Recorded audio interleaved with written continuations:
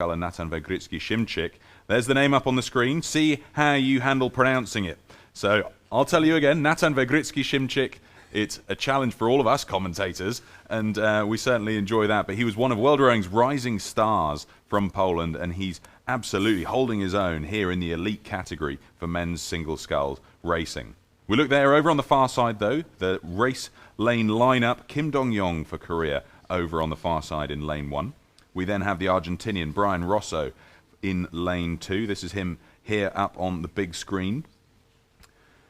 Just to his left, on the right of this picture, we have Natan Vegritsky-Shimczyk for Poland, just going through his mental preparations for the race to come, coached by his father, Mr. Shimczyk. And alongside him, as we've heard, this is Tim Olinaska from Germany in lane 4. We then have Stefan Brunink from the Netherlands in lane 5. And completing the field for Japan in lane 6, Ryota Arakawa. I get nervous watching these starts here, Greg. It's just so tension-filled. The calm, it's like the calm before the storm. These guys just getting ready. Be surprised if that water bottle stays in the boat, because these guys really like to get rid of every ounce of extra weight. Well, that's correct. The boat only weighs 14 kilograms, which I'm guessing is 30 pounds or thereabouts. So it's a very small boat, so you don't want to carry a water bottle weighing an extra couple of pounds with you. So generally you tend to drink from that, and then you throw it to the stake boat boy and get ready to race with no extra weight in the boat. Wet hands there as it's sweaty out in the water, and we see you need to keep a good grip on those rubber blades as the boats get away. There we have it. We're underway with the third quarter-final for the men's single sculls. It's a fast start from Olinaska of Germany, and worrying to see those wet hands for Arakawa for Japan. There's nothing quite like having slippery blades in your hand. We've already seen Reiko Hrvat drop into the water, but let's jump straight into the action with our commentators following this race, Robert Trahan-Jones and David Wyant. Welcome back to the Zero Star, and Tim Olinaska, as you just heard Pete describe, has gone half a length ahead of Natan Vegritsky-Shimczyk for Poland. The last time these two scullers went head-to-head was on the Willem-Alexander Bahn in Rotterdam last year at the Under-23 World Championships, where Naska took top honours ahead of Vegritsky-Shimczyk taking silver. And it's these two leading contenders at the senior competition here heading the way home in the early stages of this quarterfinal. That's right, 300 meters in, it is the German out in front, but all of the boats only separated by a couple of boat lengths total on this beautiful, just completely flat water we have here in Sarasota Bradenton and Nathan Benderson Park. And we'll see as we get into the middle of the race how these different boat speeds come into play. Obviously the German wanted the lead, he got it.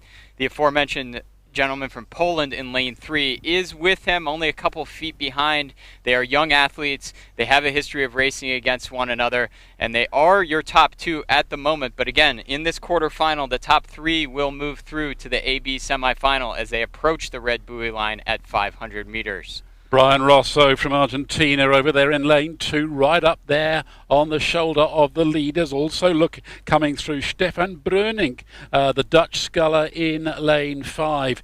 Brunink's time was only 0.17 of a second off the Polish athlete in Sunday's heats.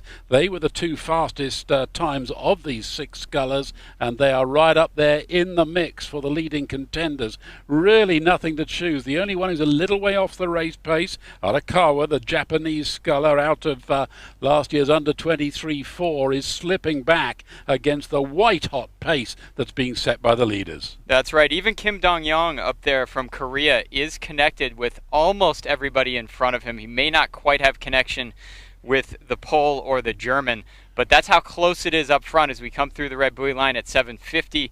1,250 meters left. And look at this race up front, Robert. It is stroke for stroke. 3 boats right in front of us. The Dutchman, the German, and the Pole.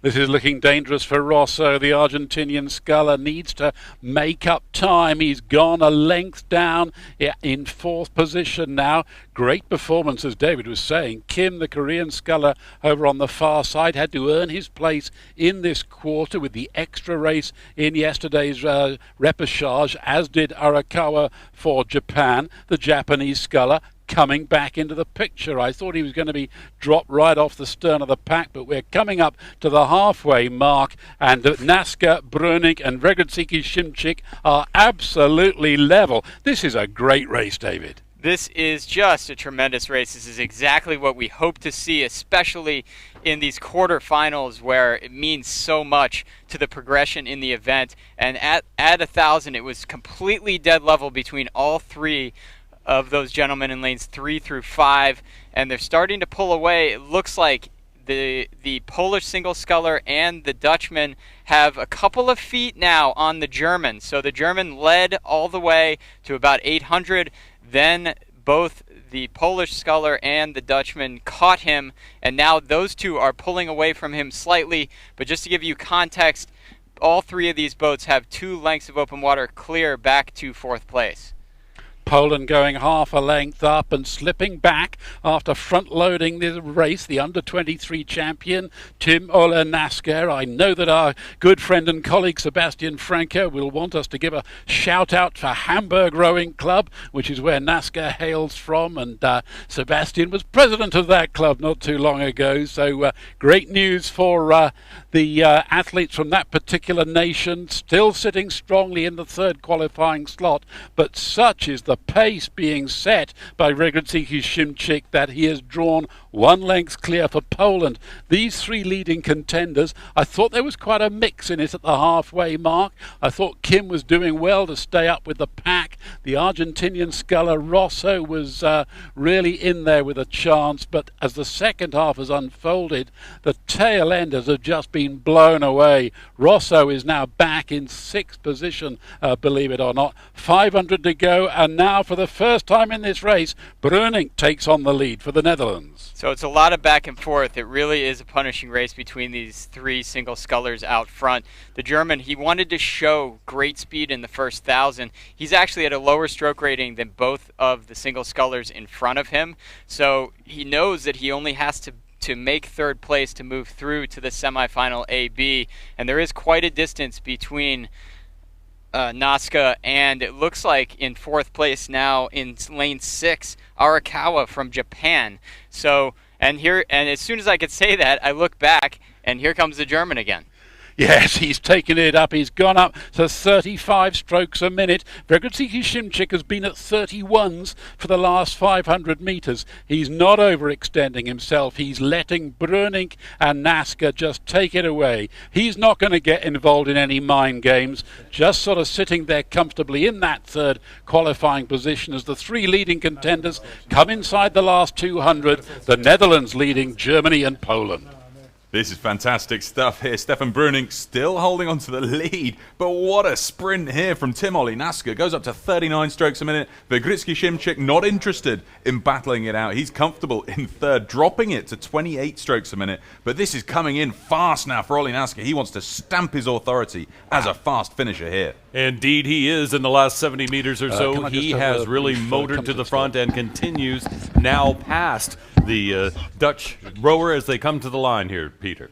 Amazing stuff, but I mean, Greg, you've got to have another gear and a lot of gas left in the tank to do a sprint like that. Well, it's an interesting choice from the German sculler there that we see, Tim Naska, that he's chosen to try to win that semi-final. That should give him a better draw, that he'll now look for a better draw in the semi-final, having qualified there in the quarter-final, which could turn out to be a smart move. Yeah, absolutely. So he won that, punching the air. It's a great conclusion for him. 6:48.23, his time to the line. That means Stefan Bröning for the Netherlands took 2nd, and Vegritsky Shimchik for Poland 3rd.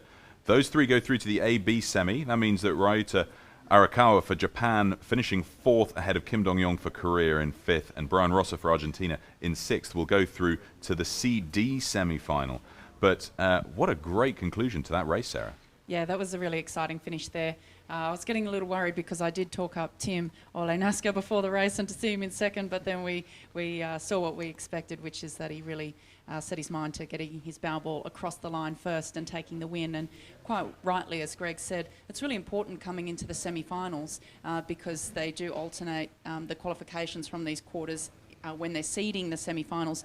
You want to make sure that you can set yourself up for an easier run through if